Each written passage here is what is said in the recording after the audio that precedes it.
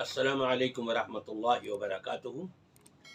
سامعین کرام، رمضان المبارک کا دوسرا عشرہ اپنے اختتام کو پہنچنے والا ہے اور تیسرے عشرے کا عنقریب آغاز ہونے والا ہے۔ اس میں شک نہیں کہ مسلمان مرد اور عورتیں آخری عشرے میں شب قدر کے اندر جاگا کرتے ہیں۔ مسلمانوں کی اکثریت 27ویں شب کو جاگنے کی عادی بن چکی ہے، اور مسلمانوں میں بہت کم ہیں افراد ایسے مرد اور عورتیں کہ جو ہر طاق رات میں آخری عشرے کی ہر طاق رات میں جاگا کرتے ہیں، اور اس سے کم اقلیت مسلمانوں کی ایسی ہے کہ جو آخری پورا عشرہ جاگا کرتے ہیں۔ جائزہ لیتے ہیں کہ ان تینوں گروپوں میں سے صحیح کیا ہے۔ حدیث پاک میں آتا ہے اذا دخل العشر الاواخر شد میزرہ واحیا لیلہ وایقظ اہلہ او کما قال صلی اللہ علیہ وسلم۔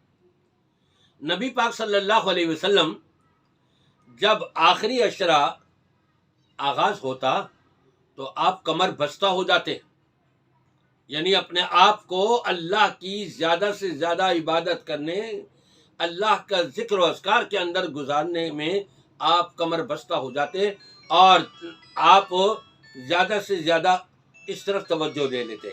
نبی پاک صلی اللہ علیہ وسلم 10 راتیں خود بھی جاگتے اور اپنے گھر والوں کو، بیوی بچوں کو بھی جگاتے۔ 10 راتیں جاگا کرتے تھے آپ، اور آج کا مسلمان بعض صرف 5 راتوں میں جاگ رہے ہیں، بعض صرف ایک رات 27ویں شب کو جاگ رہے ہیں، لیکن بہت کم مسلمان ہیں کہ جو پورے آخری عشرے کے اندر جاگتے ہیں اور عبادت کرتے ہیں۔ اصل چیز یہی ہے، عین ممکن ہے ہم نے جو پہلا روزہ رکھا تھا، جیسے کہ سابقہ دور کے اندر یہ چیز سامنے آتی رہی کہ اعلان ہوتے رہے بعد میں کہ جی پہلا روزہ جو ہے وہ اصل دوسرا روزہ تھا، اور ایک روزہ ہم سے چھوٹ گیا ہے، چاند کی شہادتیں بعد میں ملی تھیں۔ جب وہ ایک روزہ چھوٹ گیا اور تاریخ آگے پیچھے ہو گئی، ہم اپنے جانے میں طاق راتوں میں جاگ رہے ہیں، وہ طاق رات تھی ہی نہیں۔ ہم اپنے جانے میں 27ویں شب کو جاگ رہے ہیں، اور وہ 27ویں شب تھی ہی نہیں۔ موقع ہاتھوں سے ضائع ہو گیا۔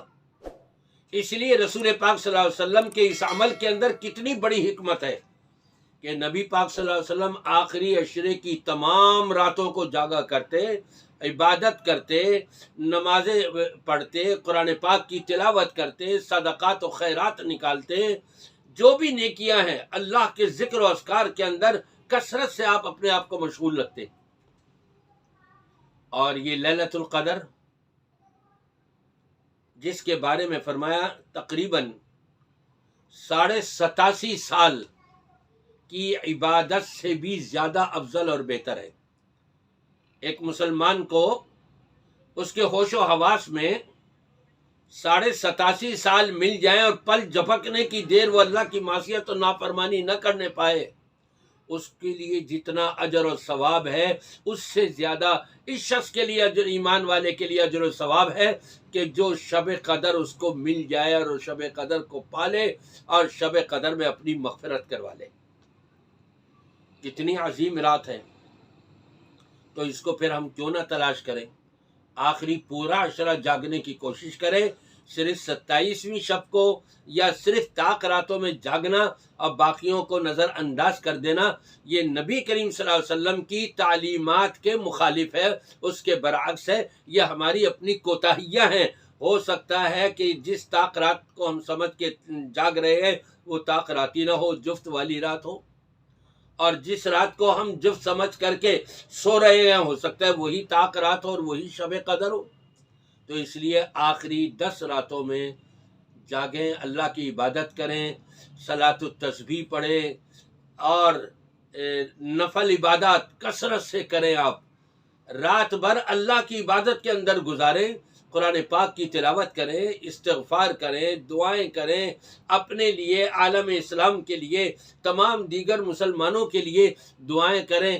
ہم جب دوسروں کے لیے دعائیں کریں گے تو انشاءاللہ فرشتے ہمارے حق میں دعائیں کریں گے۔